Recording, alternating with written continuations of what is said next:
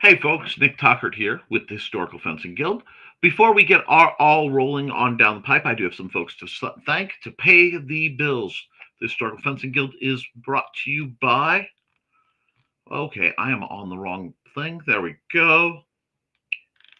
IndieCD.org, your one-stop shop for the best and the brightest authors, artists, and creatives, basically folks like me, who you can hire to do different things and have different business enhancements. So if you need somebody who can draw for you, who can make music for you, who can do any number of services, these are the places to find them. And if you want to join their number right now, the uh, the one-time lifetime fee is only $30, but with passcode podcast1, you can get that at half, so it would be $15. The steal of a century. We are also made possible by sales of. Oh, I just realized I didn't get that fixed again. The Simple Sword, the Fighting Axe, and the Simple Spear are all part of my ongoing series of Western martial arts manuals designed to help you go from having never handled the sword to teaching the art to others. Friends, I've read dozens of manuals, and I found that most of them are trying to say a lot of the same thing. So what I did is I took it, I put it down into simple, plain English with color-coded stick figures to make concepts a little easier to track. I also included things I've never found in any other manual, are things like how to assess your opponent, how they move, what you can expect from them, uh, even going so far as how to craft some of your gear, how to set up a list field that could be safe but effective for both fighters and watchers. But the goal of that book was it was 15 years of hard work to get there and make something that could be accessible by dang near anyone.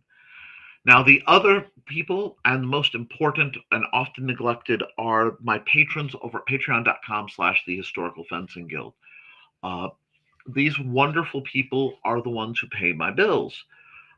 With their donation, I'm able to afford and take requests to review things. I got an interesting request to review from a guild member, and we're going to discuss that today. There may be a little unboxing and a bit of crossing the streams. So we're in for an odd one.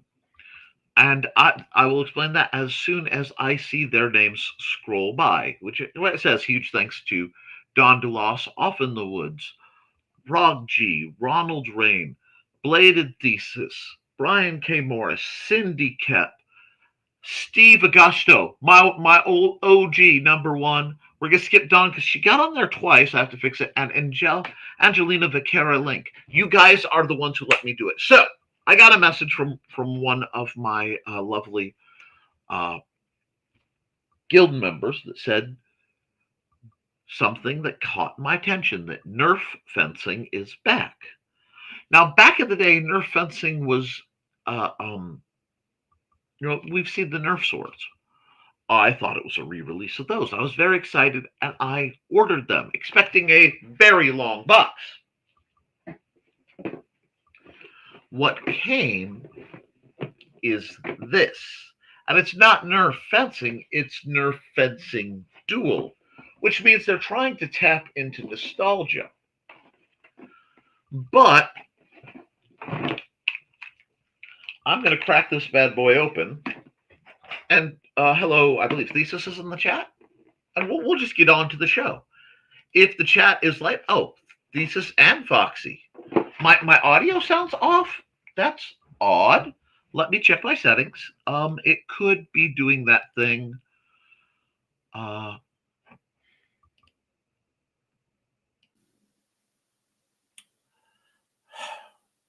Is that better? It was pulling the audio off my camera, not my audio. A little tinny. That's weird. There you are. Okay, see. Yeah, if it ever does that, that means StreamYard decided to try to take the audio off my camera. And that just happens. We're okay. But I am really fascinated by this concept of Nerf fencing, so we'll get back into that. Oh my gosh. That's kind of scary. Okay. I'm going to take this apart. I'm going to look at this as a product because I was asked, does this have any merit? What it looks like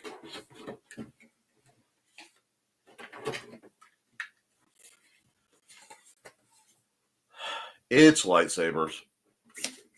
The tip is a little, it is not foam. That's not foam tip. That's a rubber tip. That's a little false advertising. Now, supposedly I can put batteries in this and light it up. That's good. But I wanted something that I could do possibly with Mandy or anyone who is, it's literally just an LED flashlight. I don't have the batteries to light it up. I'm sure it would look much cooler with them, but right now my AAAs are in use. And a blade. So we have another blade. Interesting. Interesting. Not my usual shenanigans. Oh, good. They have instructions. Okay.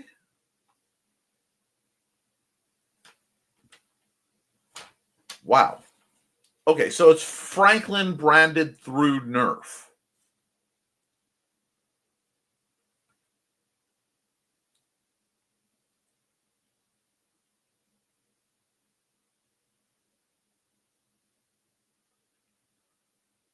Okay. Sort of. They're supposed to be point control targets. Hi. No, Don, you are all over. I'll be speaking to you probably briefly after this program, but thank you for stopping by and dropping your like. Now, this is supposed to light up. And I will say, obviously, it's ultra lightweight. The flimsiness of this guard. Okay. So the idea is you're not hitting your opponent. You are hitting the guard and knocking these little flaps down. And whoever knocks the most flaps down in 5 minutes wins. Now, naturally, okay, it's got a lightsaber potential. We can dig that. But this is super flimsy. And given that Nerf has a past of making really great actual trainers, this is not what I was expecting at all. Certainly for the cost. I think I paid $20 for this. This may be a case of I bought something so you don't have to. But let's get the other one put together. I am really disappointed because I was going to make a whole show out of that. Yeah. Yes, other companies sell regular actual Nerf swords. And there was a Nerf fencing line that I believe had a Nerf sword as the blade from way back. I need to double check. But this does not feel...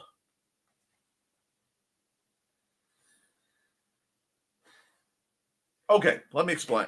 I think I know how to explain this. Good evening, Sarah. And I ordered these from Target. But these should light up like lightsabers. But again, I don't have the batteries. And I guess they're doing that to make it safer.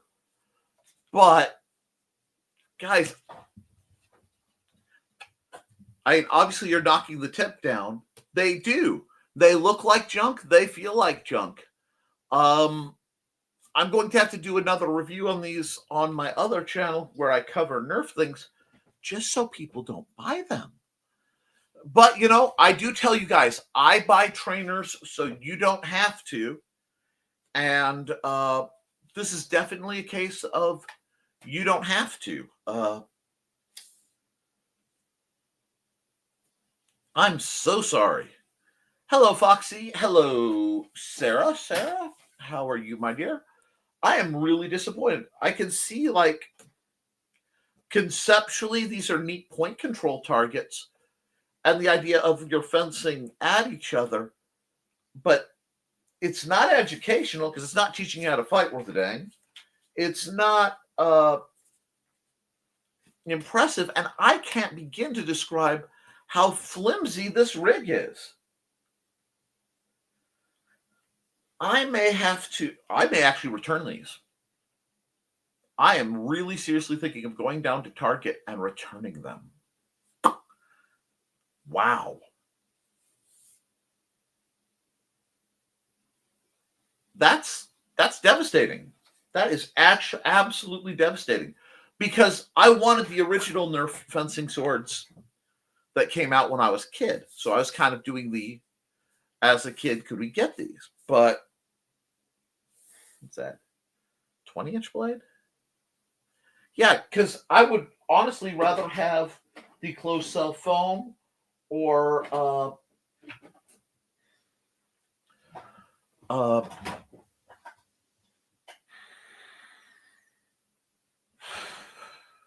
honestly, I'd rather have magic cards than those. So yeah, I guess I'm going down to Target. Go return them, walk across to Goodwill, see if I can find something worth the money. Sorry about that. I actually was planning to do a whole show built kind of around those guys, in part anyway. But I'm going to wait, do a review, and then yeah, I guess I'm gonna have to reach out to Target and be like, I bought these, I need to return them. If they only give me store credit, then I can go over and visit the Nerf section and get something Dart Zone puts out, probably better. I am disappointed, folks. That being said, the actual the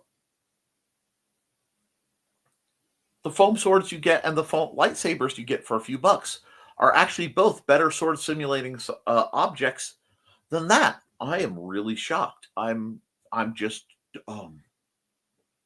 I'm derailed, to be honest. But okay, we can go past that.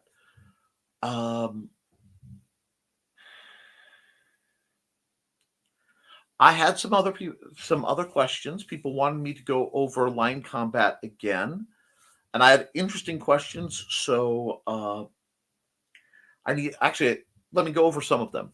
First off, to the young lady who spoke to me, who may be watching this from the background, Toodles Dawn. Yes, women can sword fight.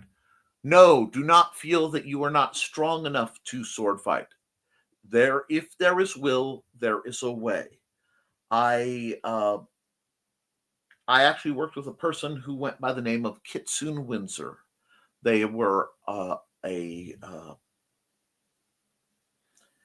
trans artist, and they were wheelchair bound with a very devastating neurological disease. They wanted to learn how to sword fight, and they said, I can't. I'm like, what? We can work out a way for you to at least do the drills. You can participate. You can do something.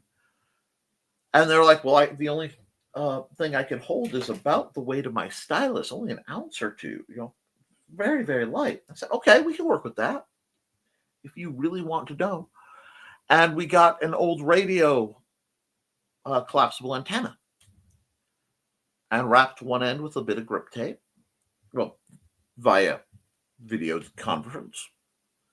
And they were able to go through at least the linear guards. They were working on point control, if anything to say they did. And while they're no longer with us, and they're on that list of people I think the world is no small amount saddened for,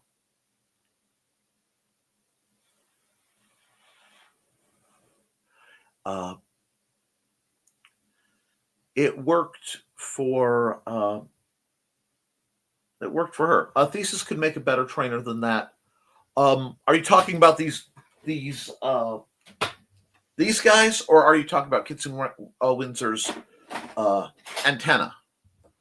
Because it's two very radically different. And good to hear from you, Kitty. But yes, those were absolute garbage. And Thesis has made better trainers. I've certainly made better trainers, and there are old patterns if you wanted to make the very old style of homebrew rapier blades, actually. Oh, Nerf garbage. Yes, absolutely. That's sickening. That's just gross. The only reason I'm holding on to it is so that I can do a video for my other channel about them and basically say, please don't, because I do a few series. I do this, obviously, the Historical Fencing Guild's live stream, where I answer any questions you've sent me. We discuss whatever's been up in the air, and we try to help each other build up. It will be necessary in the near future to talk about some other things, and we will. But I also do Never Mind the Furthermore on the Nicholas Talkert YouTube channel, which is a morning show Monday, Wednesday, and Friday, where I very loudly wake everyone up, and then we talk about trying to improve each other, how build up, how to face imposter syndrome, and we kind of have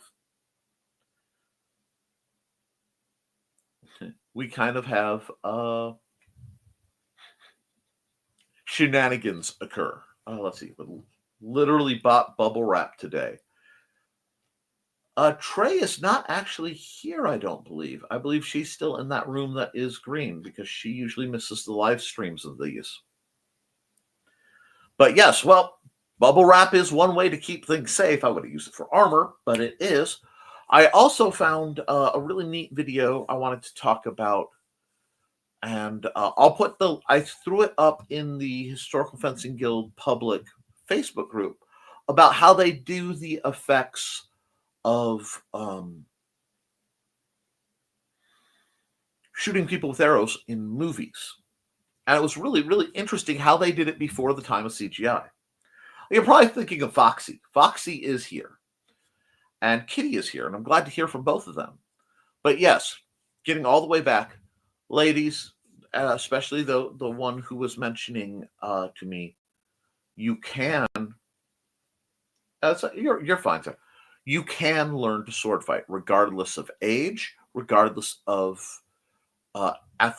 current athleticism, regardless of experience, either in excess or in absence. And it does not need to cost a lot of money to do so. It will cost time, but it can cost time on your time to start learning the basics and going through the drills and such. Absolutely. Yes, Sarah, I love that. Think of the Amazons with sword fighting. Of course you can. I saw the arrow video earlier this week or last. It was interesting. It really is. I follow a lot of people who do building related things because I make things when my hands work. And we're going to be doing some of that too. Now, I don't want to give false... How do I phrase this? I don't want to give false empowerment. I want to give real empowerment. And real empowerment comes with the truth. And the truth is, point to point, a lot of the skills you would learn sword fighting may not directly help you. Hopefully they don't. I don't want you to have to use them. But the confidence you learn sword fighting, the spatial awareness you learn, the footwork adjustments that come from doing it, the playing with your own sense of balance so that you can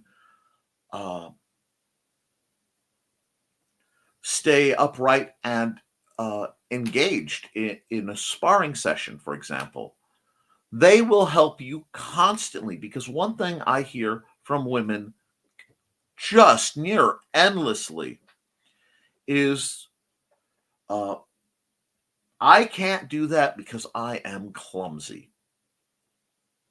And yes, literally, as I'm saying it, comment comes up from Kitty. Certain little fox says she can't learn to fight because she is clumsy. Thesis and I have been trying to unlearn her of that.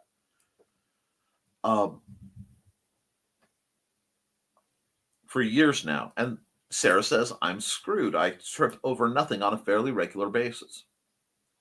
Ever so graceful. Oh, boo. I was just, yeah. All right. So I'm going to engage this because it's a fairly common discussion, and I am trying to put together an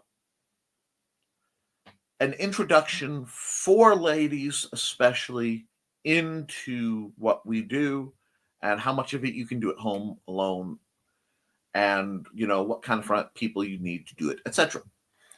But clumsiness comes from roughly three possible situations. Okay, a nervous problem. So something's wrong in your nervous system that's fundamentally impeding your ability to motate around. Motate. A ear balance problem, being that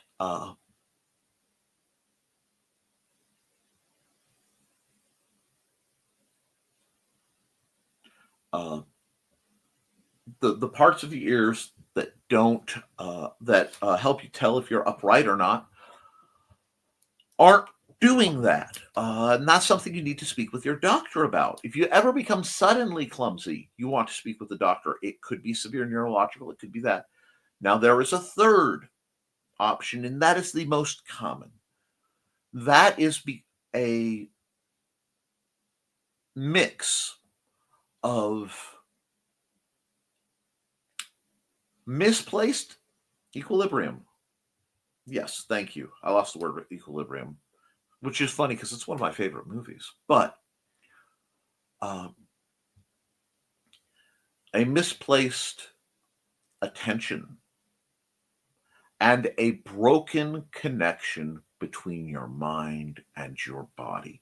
And what I have found after 20 years of working especially with women and people with handicaps and other non-traditional, or in other words, other means maybe limited individuals, women especially tend to live in their heads far more than in their bodies. What do I mean by that? Being able to multitask is a talent that many of you have, except they're all mental multitasks. And when you do that, it starts to dramatically affect your physical. So the first step to being less clumsy is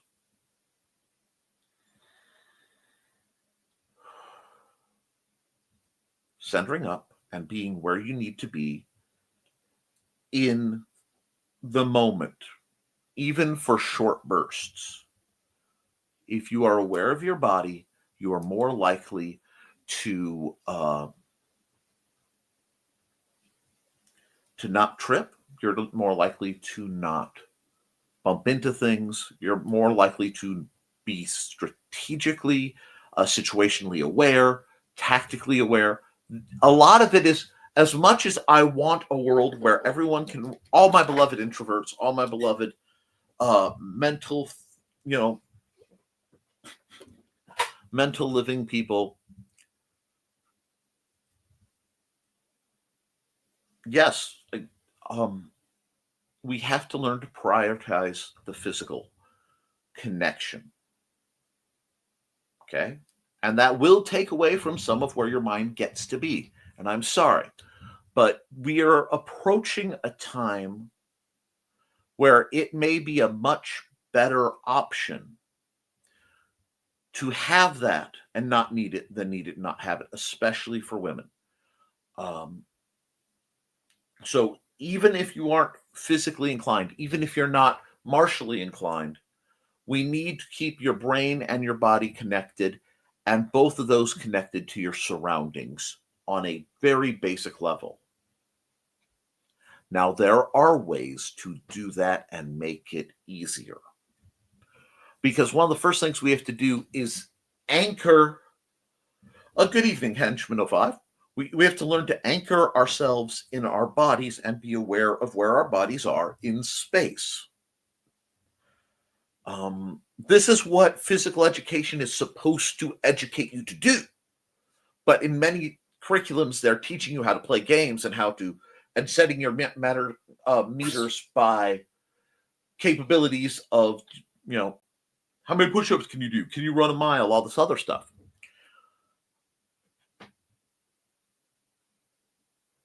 But we can do things to address that. And I say this from that was me. I had only 2 modes when I started heavily fencing. I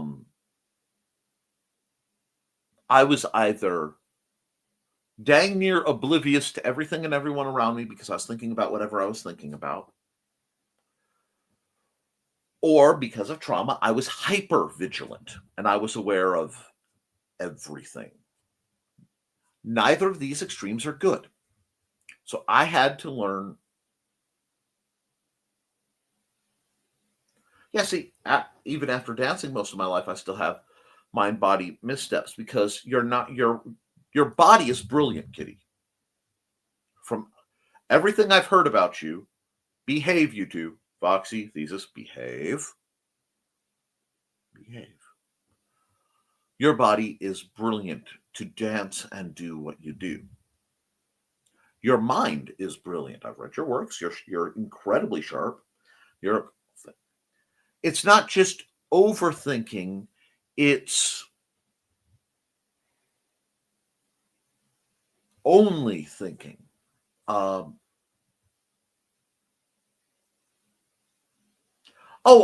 sorry. No. This is sword fighting, henchman. Good luck building your fences, though. And yes, that's part of it. It's you're not engaged and you're distracted by your own thoughts. And what you need to do is, yes, all or nothing, black and white thinking, kind of. That's something I have to do. I was very trained black and white thinking, and because I grew up in a household that I grew up, hypervigilance was a normal thing. It happens. We get derailed. Like I said, I hope Henchman 05 finds the best luck of building fences. But so we have to learn to pull ourselves into ourselves. So what is the first step in that? And I will tell you, if you have one of these, you aren't moving when you're using it. Okay? Treat walking just like you would treat driving if we're being legal. This guy right here, mine has the happy beware of the smiling DM. That was given to me by Alec.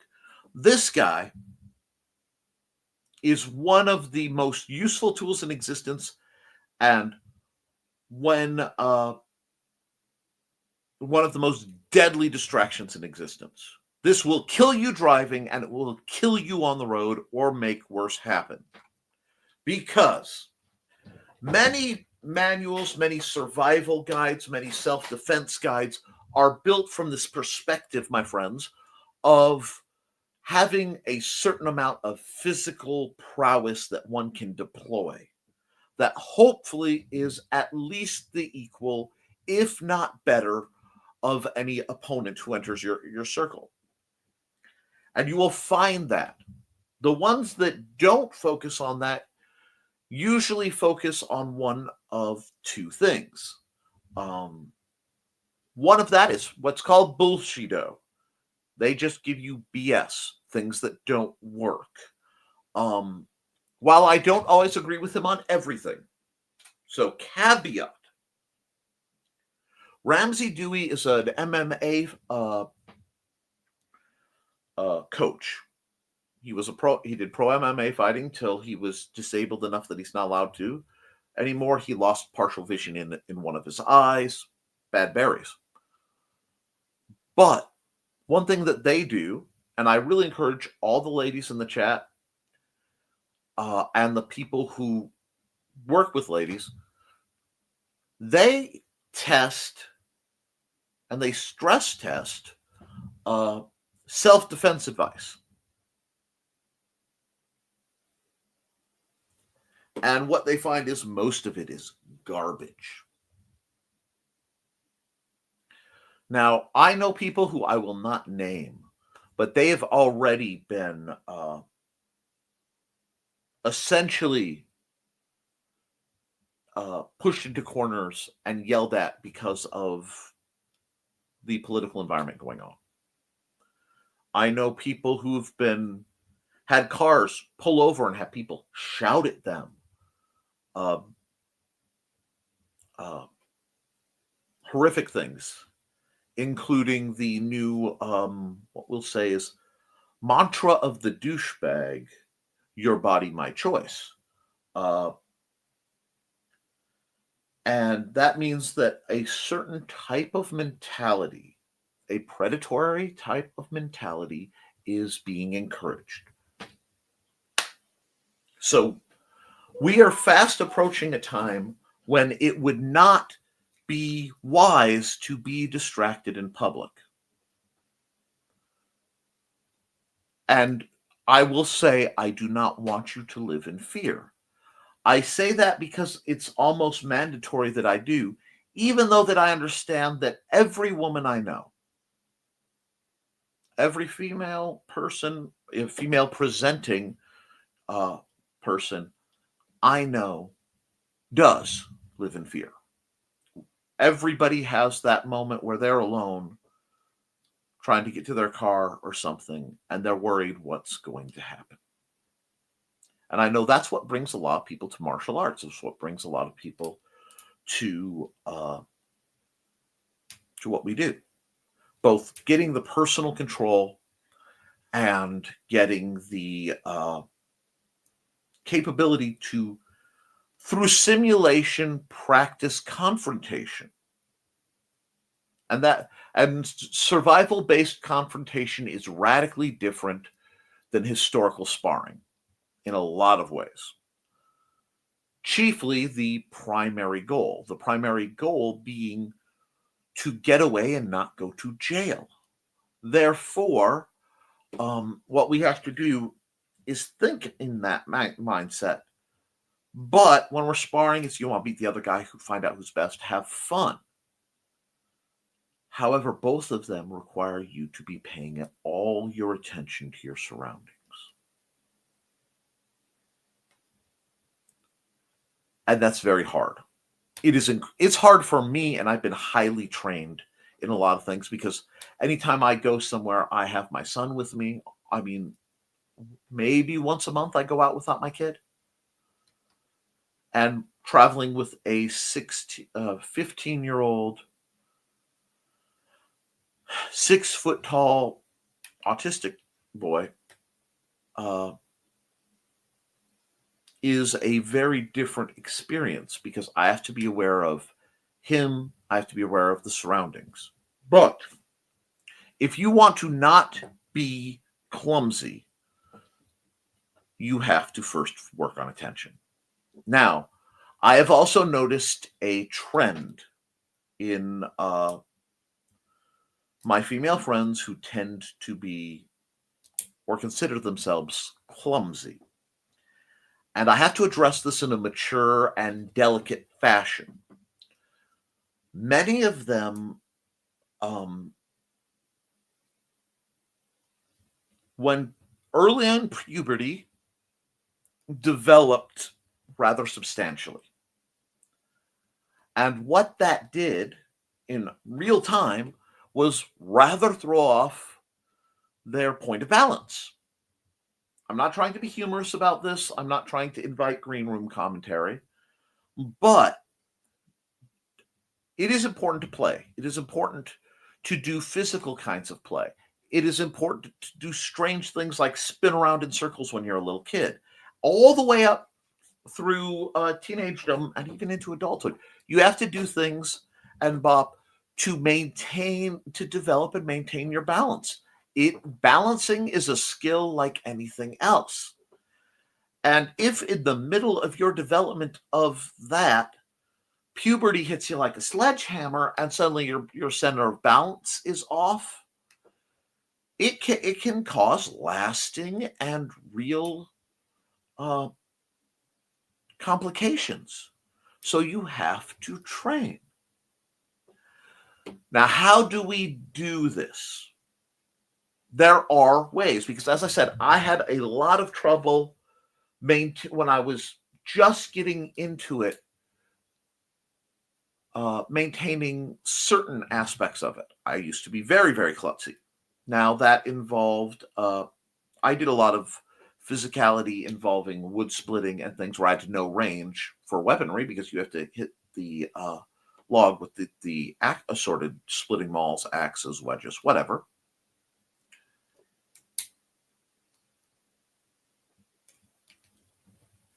Yes, that's the thing. Whenever I'm making a new routine, says Kitty, to teach my kids, I have to make sure not to overthink things. If I just let my body move, it works. If I start thinking about the next step, I stumble. This is very true. You almost have to downshift your brain.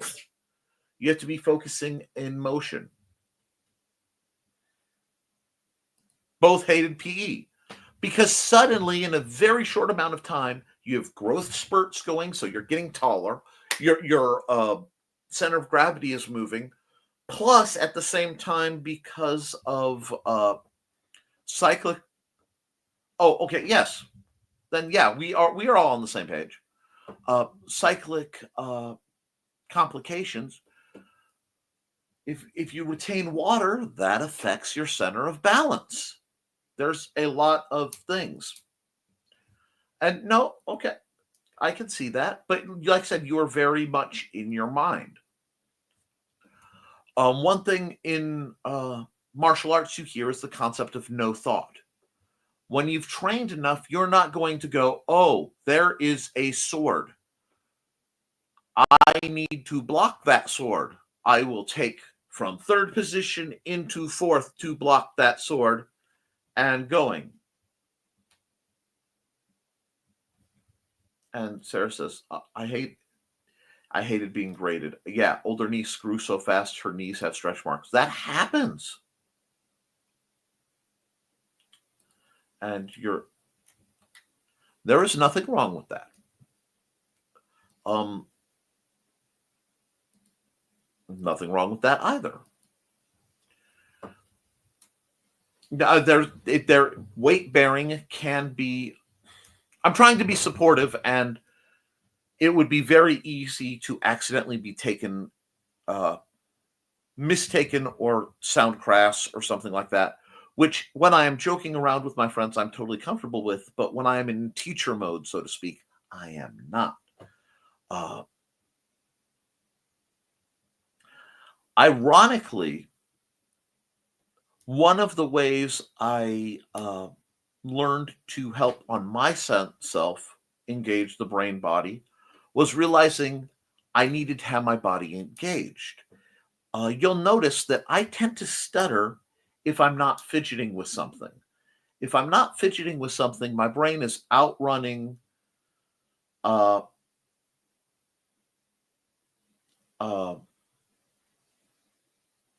my speech. But if I'm really thinking hard and I don't have the opportunity to fidget and do something to burn off the extra perception, I will start stuttering. I will start stammering. I will lose words more often.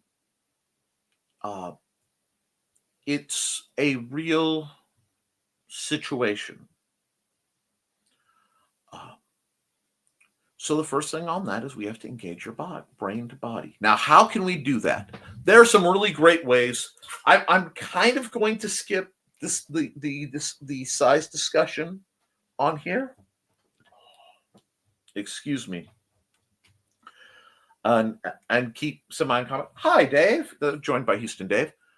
But if you're trying to regrow / maintain that mind-body. Oh yeah, I have objects like this. I have a myriad of small objects I'm constantly fiddling with during my show. I've been known to use karambit trainers that way.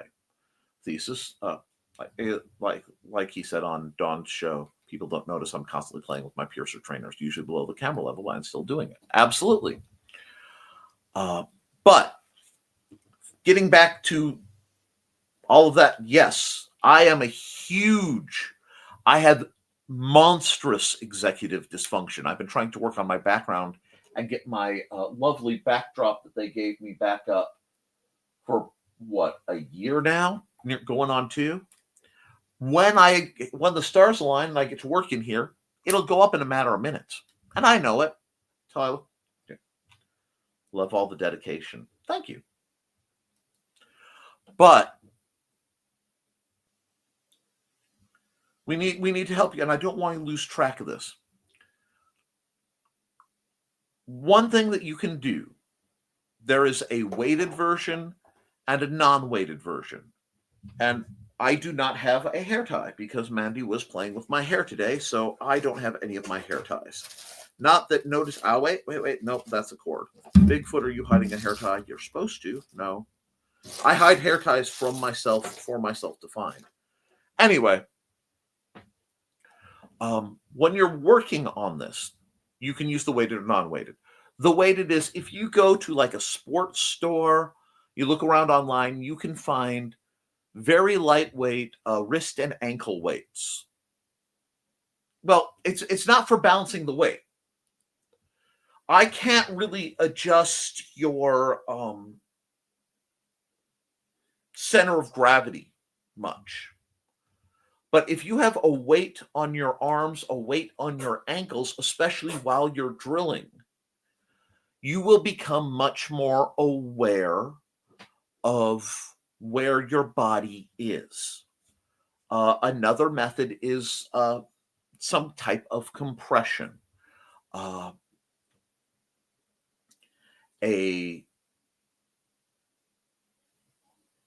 Literally a compression shirt like people work out in. Certain kinds of, for women especially, certain types of undergarments.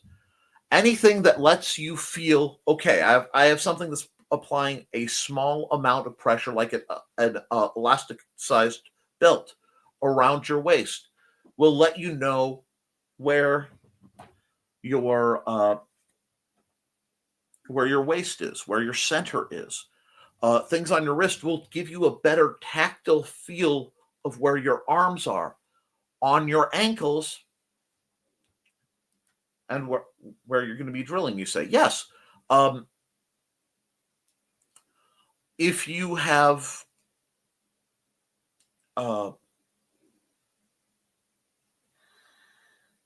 something like, again, either take a hair tie, a rubber band, put it on tight enough that you feel it, that doesn't cut off circulation, and take it off after when you're not working on this. But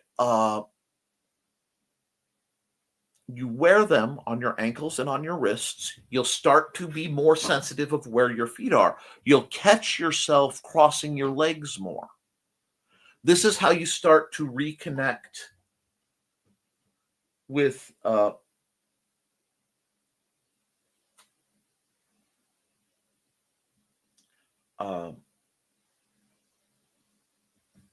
your bilocation. And yes, that's standard. Ankle weights are great for rebuilding the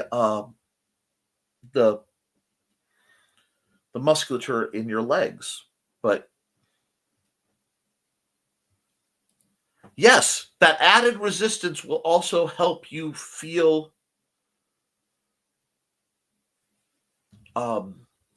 where you are. And Sarah says, Well, the weight can also make it easier for you when you don't have the weight on. Absolutely. One thing I find is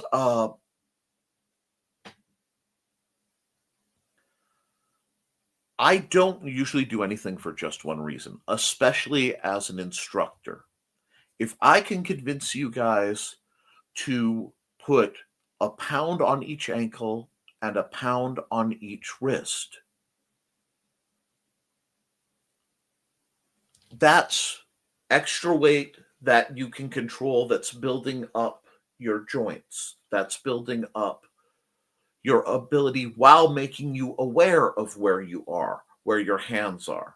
And the more you know where you are, the easier it is to know I'm not bumping into things.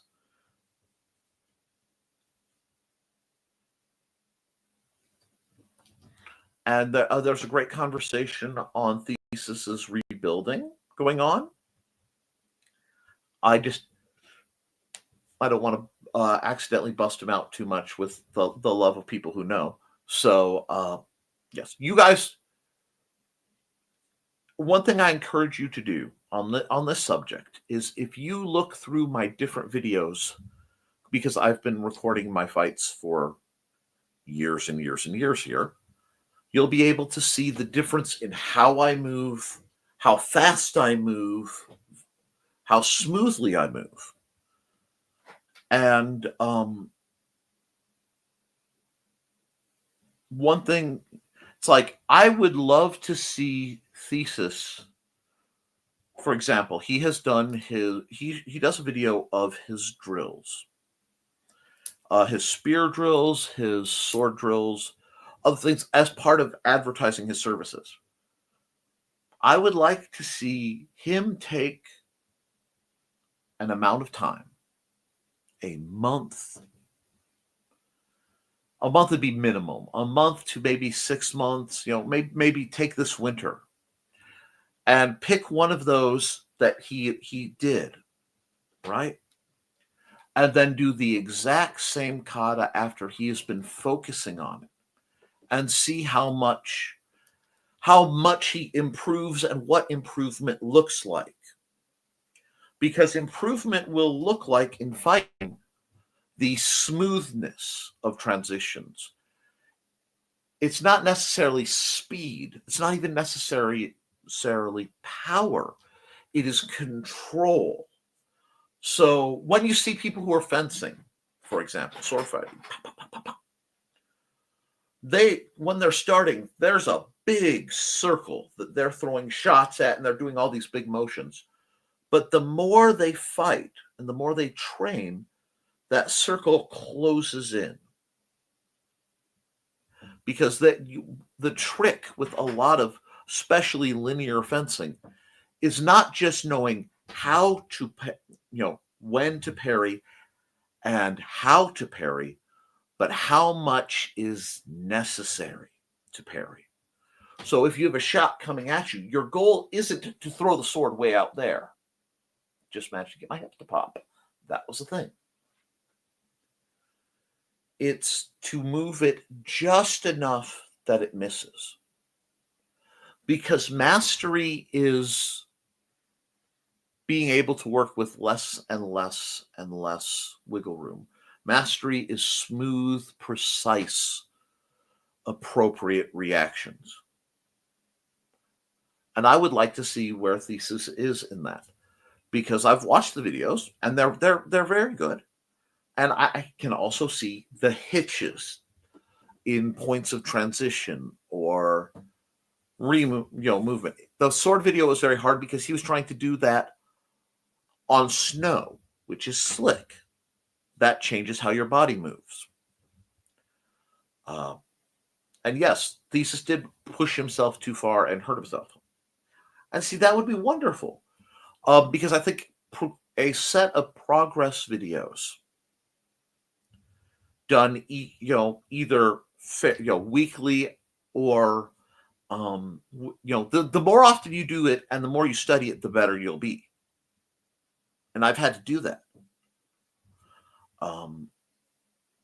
For example, and it's funny that we talked about this with the ladies.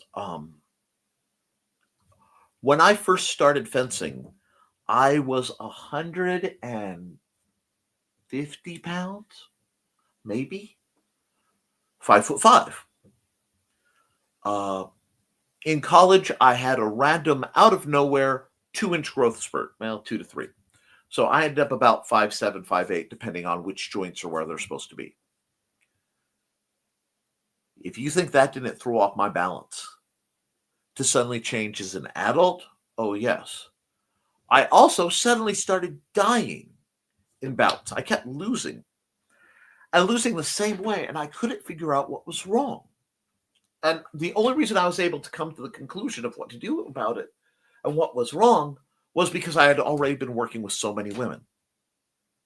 And the ladies I knew, a number of them were rather substantially endowed. And what had happened is, because I was doing so much, I had built up my chest more than I realized. And it wasn't like I was just gaining weight. I was in shape. I am in shape now. It is round. It is not as round as it used to be, and it's not as good as I will be. But it was there. And what happened was I was actually catching on my own chest and shorting my parries to fourth. So if a shot would come in here, I'd go here. And instead of having it out here where it needs to be, I would get caught. And then I would drive their sword right into here. Oh, I mean, I had a row of bruising from it happening over and over and over again. And I videotaped it. And I looked at it and went, that's not right. And I got in front of a mirror and I looked at it. And I went, that's not right. And so I had to actually learn to slightly extend as I was doing my fourth, which is something that, yes, muscle memory got in the way, because my body no longer, my arm knew what to do, but my chest was in the way. So I had to rebuild that muscle memory. It took time. I had to come back from a double hernia surgery when I was crushed under a ton of frozen hamburger. And I mean that literally in, maybe half ton. Yeah, it was done, sorry. 100. Anyway. I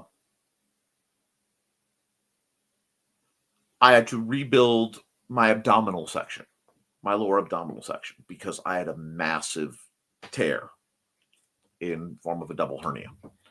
That took years to get back. I was literally sword fighting a couple weeks before. My leg, my knee got really bad after a motorcycle accident. So that was a problem. And I had to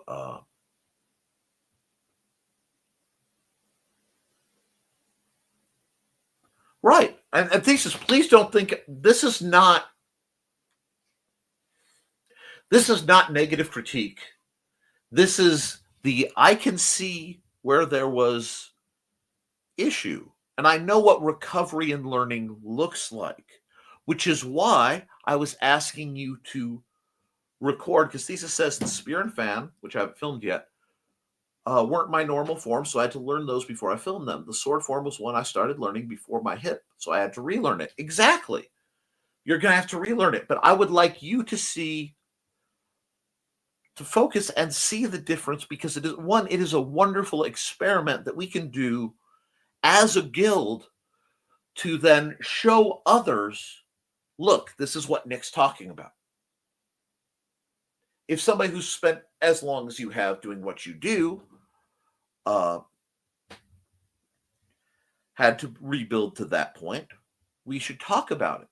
Because a lot of people have a misnomer. They have this idea that rebuilding your skills, or, developing skills that other people developed earlier, is somehow inferior or wrong or a failing. No.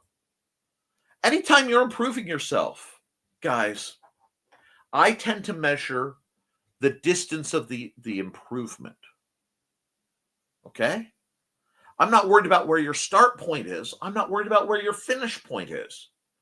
I am worried about making sure that you do as much of that improvement as possible, scaled to your situation. Because the more skilled you get, it's kind of like a diagram. The amount of energy you need to get more.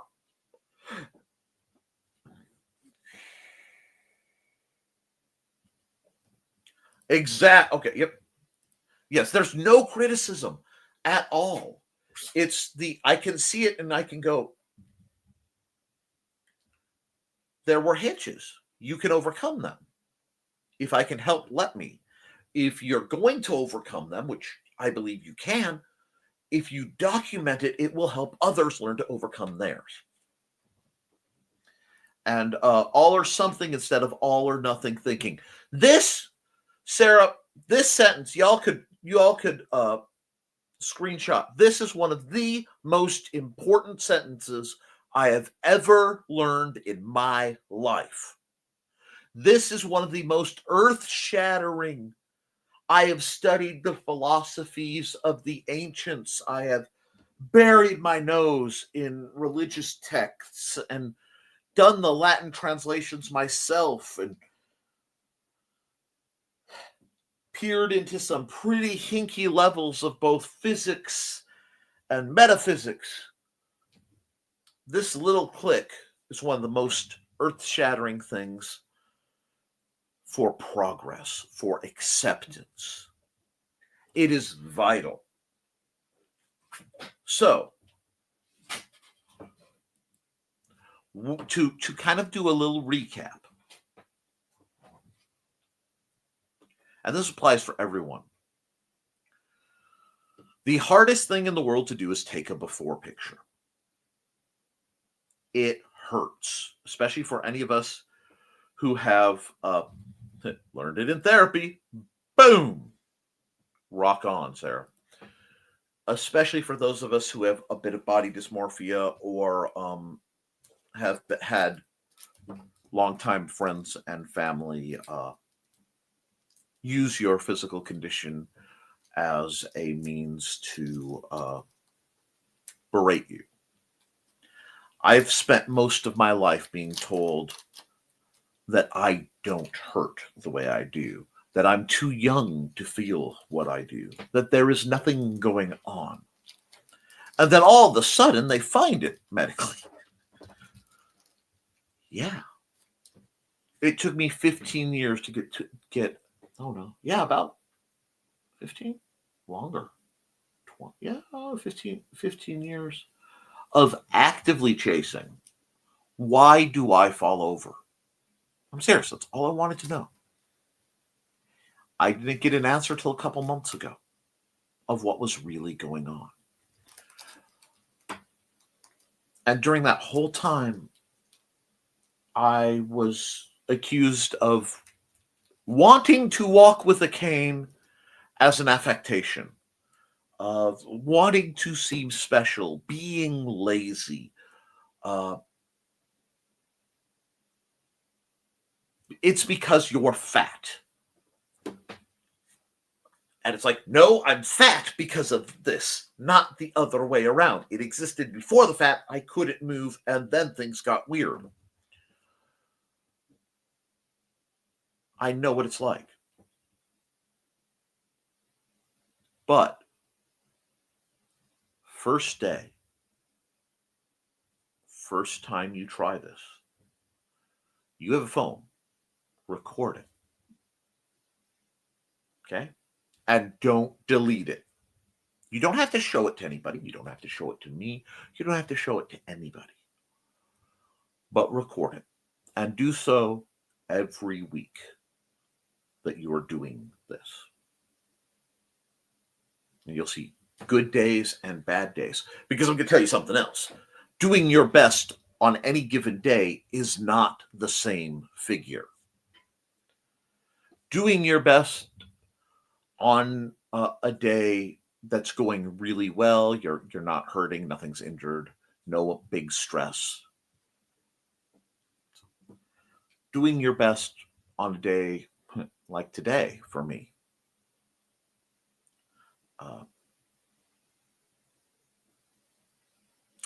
That's not as easy.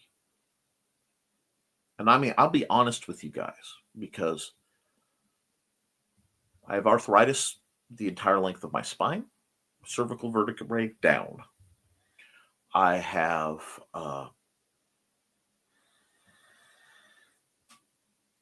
diabetic neuropathy in my hands, feet. I have nerve damage in my. I have cubital nerve damage. I have carpal tunnel, cubital tunnel, carpal tunnel. Both these are shot. I make it work, but today was one of those days with the weather changes where all I could do was do my first show, flop on the couch with my wife. I didn't even get dinner I didn't get lunch till 4. Sit on the couch with the wife, hang out with my son a bit, and then come do the show. I'm not going to lie, my pain level right now is somewhere between 5 and a 6. Because I forgot some meds. So I have to get my meds after the stream. I do that a lot on Fridays. When I do my drills tonight, and I do them every night, they will hurt. They will be uncomfortable, and I will not want to do them. But I do them every day. In part because the drills I do have been modified to help counter a couple of my problems that I've already been working on. And a few of them, for me, being a swordsman is part of my identity.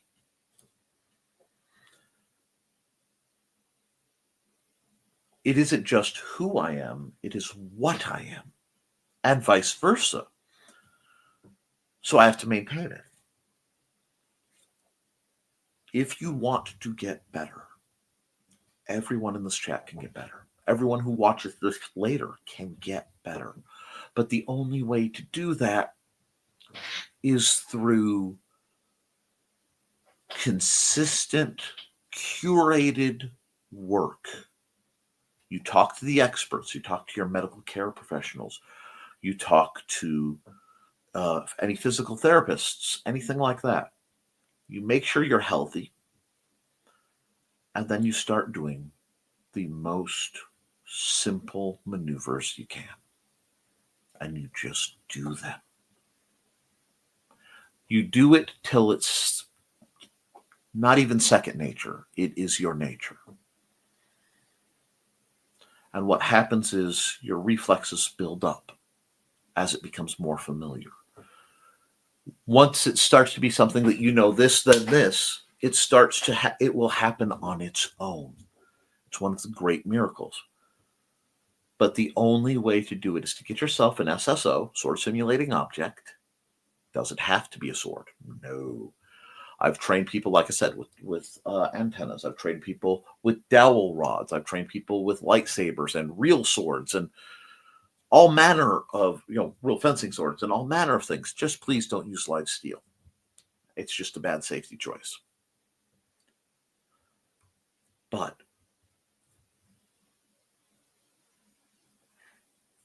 you can do it. So you have to. Everything is a melee. And every melee starts with the tightest circle you can imagine. You have to be aware of your thinking. For that, you're breathing right here. Everything starts with breathing. You can't think clearly if you're not breathing right. You can't move clearly, smoothly if you're not breathing right. And then once you're in, you've breathed, you have to think about your body like you're driving a car, okay? I mean, remember, we are electric ghosts driving a meat mech. You can't be driving actively and playing a video game at the same time.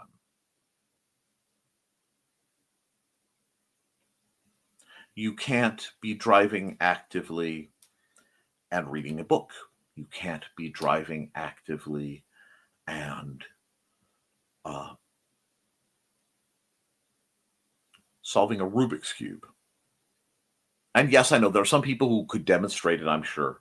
But it happens. Get into the meat mech, Shinji. Yes, that's how we bring him back. Hi, Al. Glad to hear from you.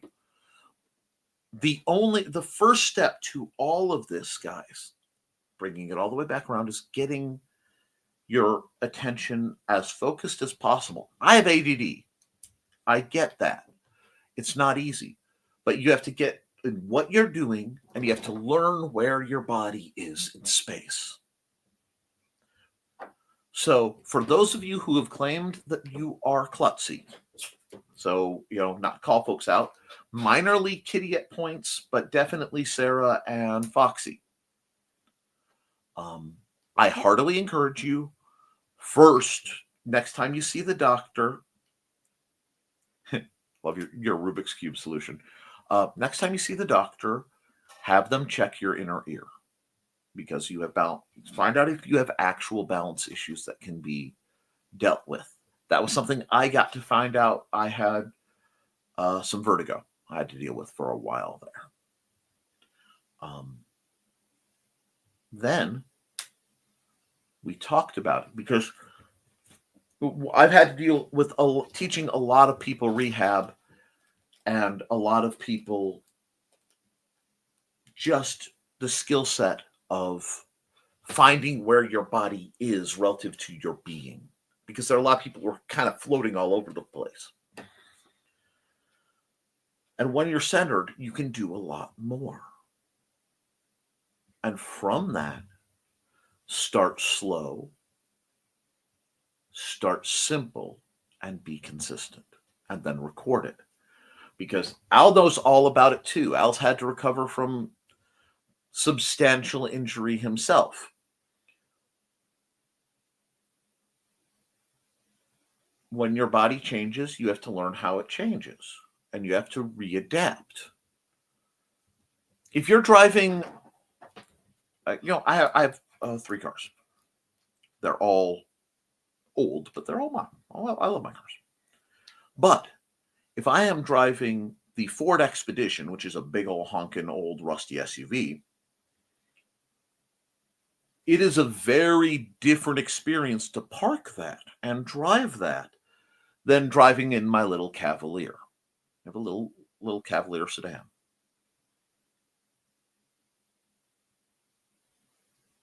Our bodies are ACL, MCL, LCL, and meniscus tear all at once, same day. Bad day. Indeed. And recovery takes a lot. And when I say Al was in superb condition, Al was in the kind of athletic condition that people work their whole life to get towards. And recovery is always mentally and physically challenging, but it is obviously worth it.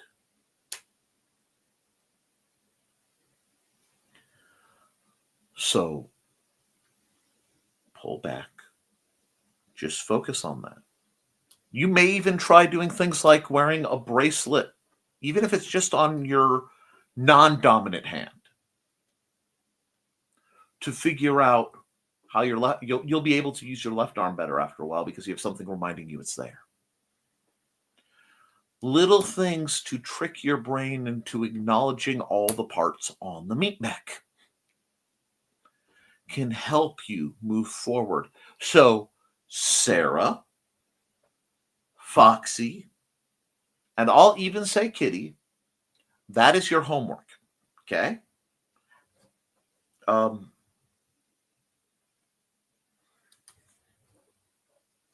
Oh, I understand. I'm not going to get back into it. Yeah. I fully understand the temptation to quit. And sometimes you have to pause for a while before you can come back. Yeah, homework. I want you all to take what I said and try to do something with it. I want you to try the hairband or rubber band thing, or the weights if you have them. Use the weights short periods till your bodies are used to it. And again, check with your medical care professional. Getting the weights. Oh, it's okay. Distractions happen, Sarah. You can find things like that on Amazon, I think. I will dig around.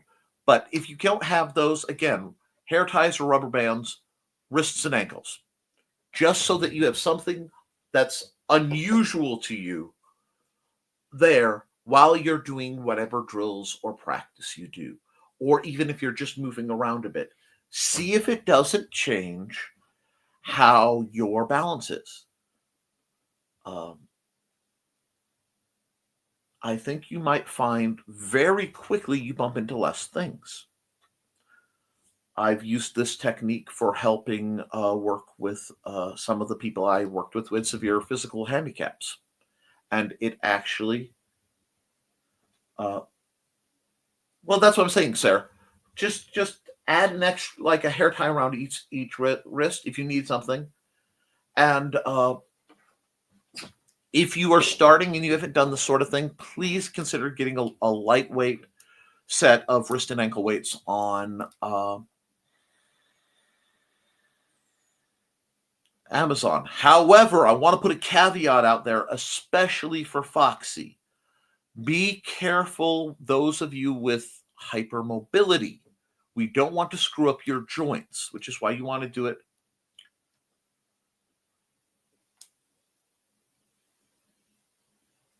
Sock filled with rice. You do better if you're going to go that route.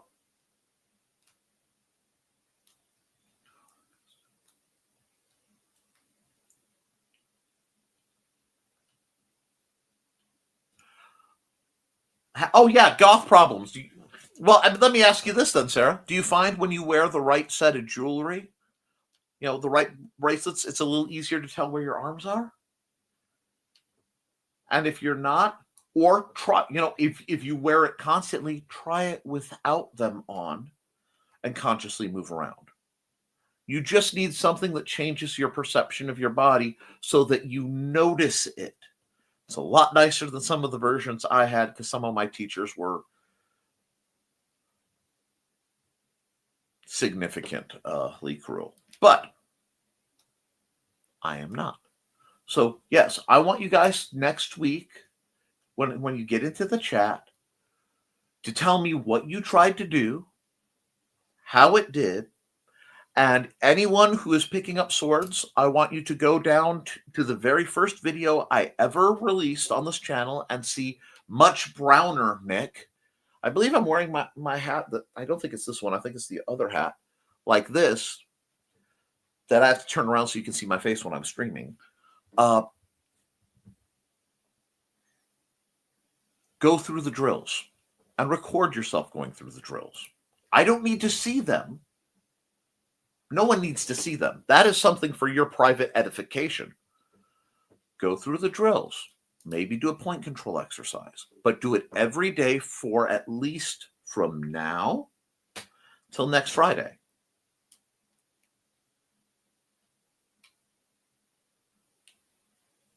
Yeah, that might work. And Sarah, because you and I talk so frequently on Messenger, just reach out to me on Messenger if you need to bounce ideas off. But see if that helps. Because I've known some people who the only time that they're not klutzy is when they were in full rave gear, essentially. And what they realized was the Kylum, what do you call them? The sticks, the glow sticks, the glow stick bracelets and the glow stick anklets were on. And when they were dancing with those, they could always find where they were. I've worked with a lot of interesting people, but it is not been an hour 15. I need to actually go get the med I missed at 8 to help my back hurt less. And I know some of you are wanting to go to another video. So, guys, Thank you all who came out. Please be sure to hit the like button. Thank you for my amazing Patreon members. You guys literally let me keep this going. Yeah, Raver Lights. I bet, Sarah. But do your drills. Keep your eyes open.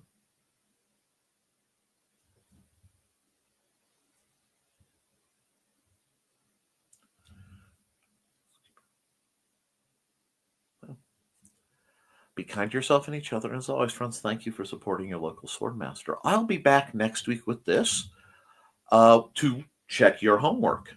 Thank you, Al. I hope you're doing okay. If you need anything, you know how to reach out to me. Toodles, folks. I love you, and you should too.